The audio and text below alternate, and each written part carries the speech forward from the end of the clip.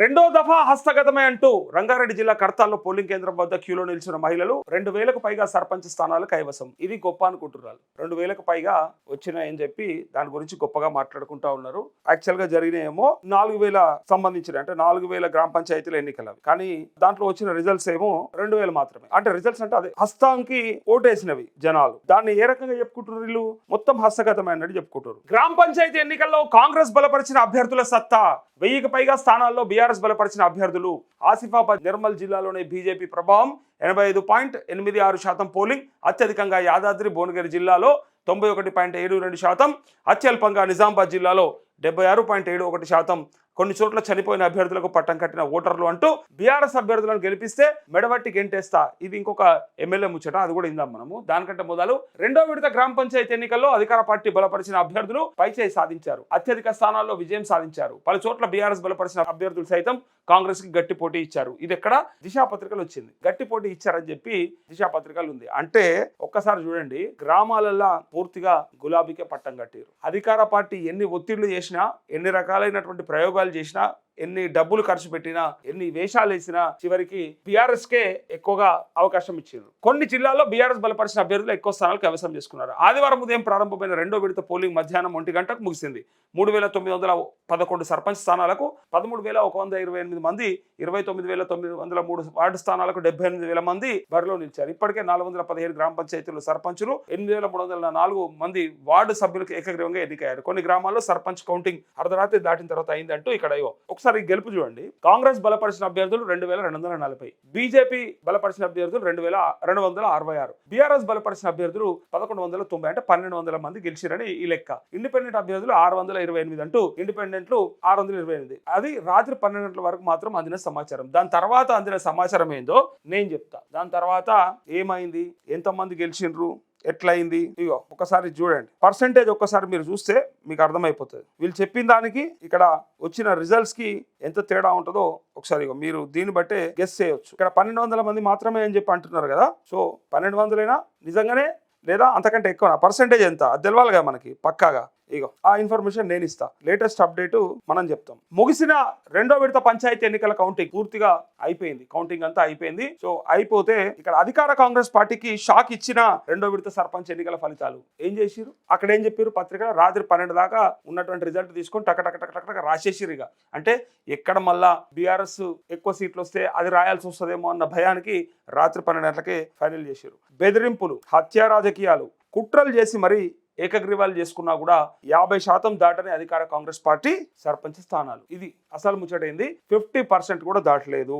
ఈ రోజు వెలువడిన ఫలితాలు. కాంగ్రెస్ వచ్చి 1964, అంటే 45.33%, 45.33%. బీఆర్ఎస్ వచ్చి 1175, 27.12%. బీజేపీ 250 సీట్లు, 5.88%. ఇతరులు 540, అంటే 12.46%. ఏకగ్రీవం అయిన స్థానాలన్నీ కాంగ్రెస్ 272, బీఆర్ఎస్ 32, బీజేపీ 13, ఇతరులు 81. సో పూర్తి ఫలితాలు వచ్చిన తర్వాత కాంగ్రెస్ కేమో 2236 వచ్చినాయి, బీఆర్ఎస్ కేమో 1207 వచ్చినాయి, బీజేపీకి ఏమో 268 వచ్చినాయి, ఇతరులేమో 621 మంది ఉన్నారు. సో సాధారణంగా స్థానిక సంస్థల ఎన్నికల్లో అధికార పార్టీకి అనుకూలంగా ఫలితాలు రావడం ఆనవాయితీ. ఎందుకంటే అధికారంలో ఉన్న పార్టీకి ఓటు వేస్తే నిధులు వస్తాయని ప్రచారం. కానీ ఈ ఫలితాలు అధికార పార్టీకి వ్యతిరేకంగా రావడం బీఆర్ఎస్ పార్టీ క్యాడర్ గ్రామాల్లో చెక్కు చెదరకుండా ఉంది అనడానికి నిదర్శనం అని చెప్పి ఈ మాట అంటా ఉన్నారు. అది అసలు ముచ్చట. ఇప్పుడు చూడండి, ఇప్పుడు చూడండి వీళ్ళు ఏమంటారు, ఎక్కువ స్థానాలు వచ్చినాయి మాకే అని చెప్పుకుంటారు. కాకపోతే నేనేమంటున్నా, ఎక్కువ స్థానాలంటే మొత్తం జరిగినాయి 4000 అయితే అన్న మీకు 2000 వచ్చినాయి, మిగతా వాళ్ళకి పడ్డాయంటే మీకు వచ్చినట్ట రానట్ట, మిమ్మల్ని ఆదరించినట్ట, మిమ్మల్ని చీకొట్టినట్ట, మిమ్మల్ని దూరం కొట్టినట్ట. ఇదే వార్తలో అయ్యో రెండో విడత గ్రామ పంచాయతీ ఎన్నికలలో ఇట్లా జరిగిందని చెప్పి అర్ధరాత్రి దాటిన తర్వాత కూడా కొంతమంది రిజల్ట్స్ రాలేవు, కొన్ని చోట్ల ఇంకా కన్ఫర్మ్ కాలేదు అన్నారు కదా. సో ఇగో సైతం కొనసాగింది. ఎక్కువ సంఖ్యలో ఓట్లు ఉండడంతో ఓట్ల లెక్కింపు ఆలస్యమైంది. అయితే రెండో విడత గ్రామ పంచాయతీ ఎన్నికలు ఆదివారం ఉదయం 7 గంటలకు ప్రారంభమయ్యాయి. అక్కడక్కడ చిన్న చిన్న ఘటనలు మినహా ఎన్నికలు ప్రశాంతంగా ముగిశాయి. ఉదయం నుంచే తమ ఓటు హక్కును వినియోగించుకునేందుకు ఓటర్లు బారులు తీరారు. మొదటి 2 గంటల్లో 22% పోలింగ్ నమోదైంది. మధ్యాహ్నం ఓటింగ్ ముగిసే సమయానికి సగటున 85.86% నమోదైనట్లు ఎన్నికల సంఘం అధికారులు ప్రకటించారు. మొత్తం 46,70,972 మంది ఓటర్లు ఓటు హక్కు వినియోగించుకోగా ఇందులో పురుషులు 22 లక్షలు, మహిళలు 23 లక్షలు.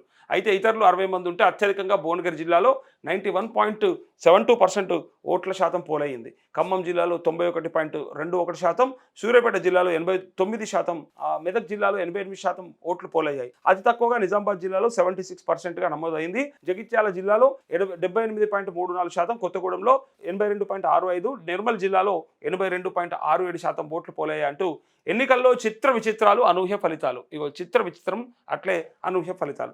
రాష్ట్రంలో పలు సర్పంచ్, వార్డు సభ్యుల ఎన్నికల్లో చిత్ర విచిత్రాలు, అనూహ్య ఫలితాలు చోటు చేసుకున్నాయి. పలు పంచాయతీల్లో వివిధ కారణాలతో సర్పంచ్ అభ్యర్థులు, వార్డు సభ్యులు ఆకస్మికంగా చనిపోయారు. కొంతమంది చనిపోయారు. ఆ చనిపోతే అయితే అక్కడ జరిగినాయో వారికి కేటాయించిన గుర్తులు బ్యాలెట్ పేపర్ పై ఉండడంతో ప్రజలు వారికే పట్టం కట్టారు. చనిపోయిన వారు తమ మనస్సులోనే ఉన్నారని తమ మానవత్వాన్ని చాటుకున్నారు. అయితే ఈ స్థానాలకు ఎన్నికల సంఘం తిరిగి ఎలక్షన్స్ నిర్వహించాల్సి ఉంటుంది. త్వరలోనే ఉప ఎన్నికలు జరగనున్నాయంటూ చనిపోయిన క్యాండిడేట్లు ఎవరైతే ఉంటారో వాళ్ళకి ఓటేసిరు. బతుకున్నప్పుడు వేయర్రా నాయన అంటే కొంతమంది చనిపోయినాక కూడా అలా అతి ప్రేమని కొంత చూపెట్టే ప్రయత్నం చేశారు. చివరికి ఏమైంది? మళ్ళా కూడా వేయాల్సిందే కదా. ఇప్పుడు మీరు ఎవరికైతే వేసిండ్రో చనిపోయిన అభ్యర్థికి, ఆ అభ్యర్థికే అంటే చనిపోయింది కాబట్టి మళ్ళీ ఇంకా కొత్తగా మళ్ళీ ఎన్నికలు పెడితే ఉప ఎన్నికలో ఇంకొకరికి వేయాల్సి వస్తుంది. అదేదో చనిపోయింది కదా మరి ఎందుకు అని ఊరుకోవచ్చు కదా. కాదు, అట్లా అనూహ్యంగా వేసిరని చెప్పి ఇక్కడ చిత్ర విచిత్రం అని రాసిరు. ఇగో సంగారెడ్డి జిల్లా రాయకోట మండలం పిప్పడపల్లిలో కాంగ్రెస్ సర్పంచ్ మద్దతుదారుడు చల్కి రాజు సర్పంచ్ ఎన్నికల్లో పోటీ చేశారు. ఇటీవల ఆత్మహత్య చేసుకున్నారు. ఆయన చనిపోయిన గ్రామ ప్రజలు ఆయనే సర్పంచ్గా ఎన్నుకున్నారు. రాజు 8 ఓట్ల తేడాతో గెలిచారు.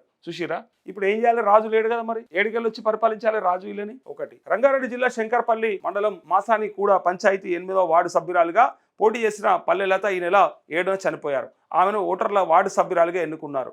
ఎమ్మెల్యేలకు షాక్ ఇచ్చిన ప్రత్యర్థులు. దేవరకద్ర ఎమ్మెల్యే జి మధుసూదన్ రెడ్డి సొంత గ్రామమైన చిన్నచింతకుంట మండలం దమగ్నాపూర్లో కాంగ్రెస్ అభ్యర్థిగా భారతి బాలకృష్ణారెడ్డిపై బీఆర్ఎస్ అభ్యర్థి పావని కృష్ణయ్య విజయం సాధించారు.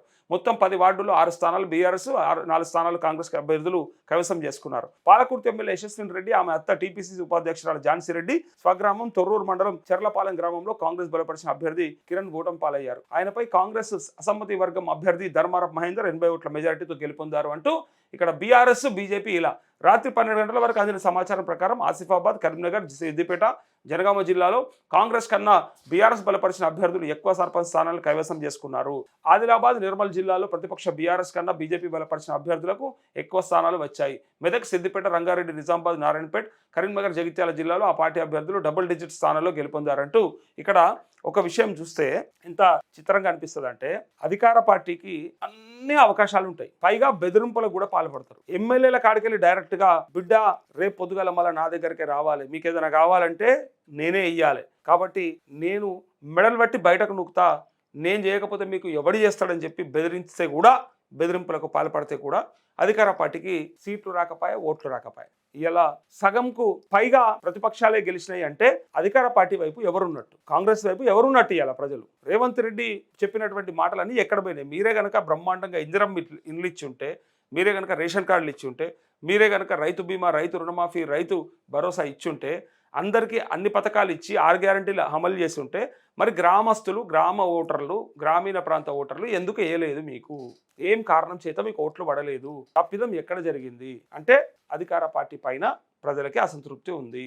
ఇది మొన్న చెప్తే ఎవరికి వినపడలే, కనపడలే, అర్థం కాలే. ఎంత చెప్పినా కూడా అరే అసంతృప్తి ఉంది ఊర్లల్లో, ఎక్కడ చూసినా కూడా అరే మళ్ళీ కేసీఆర్ రావాలంటారు అని చెప్తే అట్టెట్లయితుంది? తప్పు, మీరు పైసలు తీసుకొని చెప్తురేమో, మీరు వాళ్ళ దగ్గర ముడుపులు తీసుకొని మాట్లాడుతురేమో అని చెప్తారు.